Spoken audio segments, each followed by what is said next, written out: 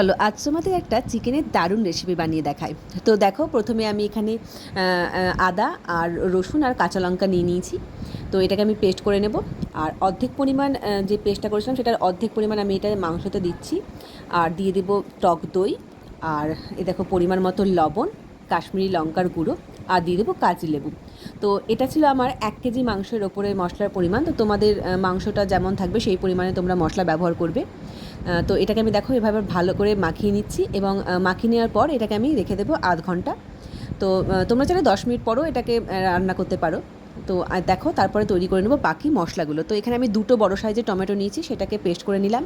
আর এইদিকে একটা মশলা বানিয়ে নেবো। দেখো 1 চামচ ধনে গুঁড়ো, 1 চামচ জিরে গুঁড়ো, পরিমাণ মতো হলুদ আর কাশ্মীরি লঙ্কার গুঁড়ো। তো এটাকে আমি জল দিয়ে মশলাটা কুলে এটাকে আমি রেডি করে রেখে দেবো। তারপর দিয়ে দেবো কড়াইয়ে খানিকটা তেল। আর এই তেল দেওয়ার পর আমি এখানে দিয়ে দেবো পেঁয়াজ। তো এখানে আমি দেখো 5টা বড় সাইজের পেঁয়াজ কুচি করে নিয়েছি। তো এই তেলের মধ্যে পেঁয়াজগুলোকে দিয়ে দেবো আর দিয়ে দেবো 7-8টা কাজু বাদাম।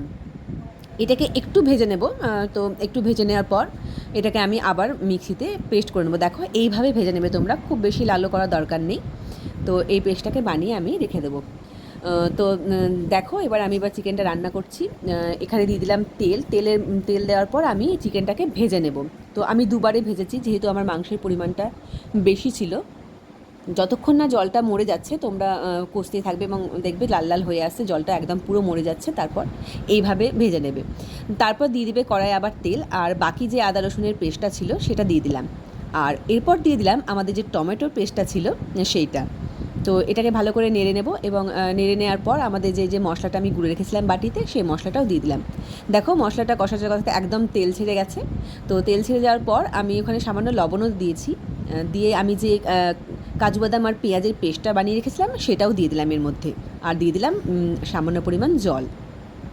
এবার এটাকে আমি ভালোভাবে কষিয়ে নেবো এবং যখনই ভালোভাবে মশলাটা কষানো হয়ে যাবে তারপর দিয়ে দেবো আমাদের ভেজে রাখা চিকেনগুলো। দেখো এবার চিকেনটাকেও ভালোভাবে কষাতে থাকবো এর সাথে ঢাকা দিয়ে। তো আমি 15 মিনিট চিকেনটাকে ভালোভাবে কষিয়ে নিয়েছি। তারপর দিয়ে দিলাম জল দেওয়ার পর যখনই ফুটে উঠবে তখনই দিয়ে দেবো আমি কাসুরি মেথি। আর কাসুরি মেথি দেওয়ার পর এটাকে আমি একদম গ্যাসের ফ্লেমটাকে একদম লো আঁচে করে দিয়েছি। দেখো দিয়ে এটাকে আমি 10 মিনিট ভালোভাবে ফুটিয়ে নেব। আর দেখো 10 মিনিট পর আমার মাংস একদম রেডি। আবার ওপর থেকে দিয়ে দিলাম কাসুরি মেথি। তো আমার চিকেন একদম এই রান্নার রেসিপিগুলো যদি তোমাদের ভালো লেগে থাকে তো অবশ্যই চ্যানেলটা সাবস্ক্রাইব করে দিও এবং লাইক, কমেন্ট এবং শেয়ার করতে ভুলো না।